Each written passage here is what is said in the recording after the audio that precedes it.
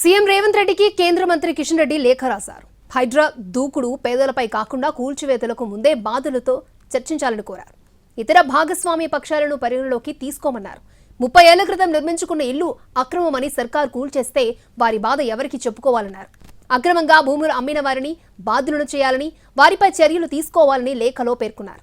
రాత్రికి రాత్రి కట్టుబట్టలతో రోడ్డును పడేస్తే వాళ్ళ బతుకులు ఏమైపోతాయని ప్రశ్నించారు. పాలకుల అధికారుల అవినీతి, ఓటు బ్యాంకు రాజకీయాల కారణంగా పేదలు, మధ్యతరగతి ప్రజల నుంచి దళారులు దోచుకుంటున్నారని ప్రస్తావించారు. అన్ని అనుమతులున్న భవనాలను నేలమట్టం చేయడం బాధాకరమని, జేహెచ్ఎంసీ, హెచ్ఎండిఏ ఇచ్చే అనుమతులను తప్పు అని హైడ్రా ఎలా నిర్ణయిస్తుందని నిలదీశారు.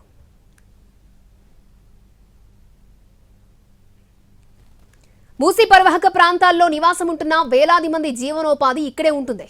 దుందుడుకు విధానాలతో ముందుకు వెళ్లొద్దని లేఖలో సీఎం రేవంత్ కు సూచించారు కిషన్ రెడ్డి. బ్యాంకులకు, బ్యాంకింగేతర ఆర్థిక సంస్థలు రుణ నిబంధనలకు విరుద్ధంగా నిర్ణయాలు తీసుకోవద్దన్నారు. కూల్చివేతలతో ప్రజలు ఆందోళనలో ఉన్నారని లేఖలో పేర్కొన్నారు.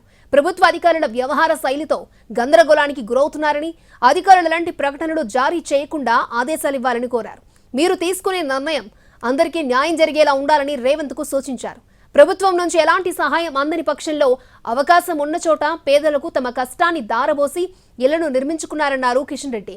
ఆక్రమణలను, అక్రమ నిర్మాణాలను మేం సమర్థించమని, అయితే చట్ట న్యాయబద్ధంగా చర్యలు ఉండాలన్నదే తమ ఉద్దేశమని లేఖలో పేర్కొన్నారు కిషన్ రెడ్డి.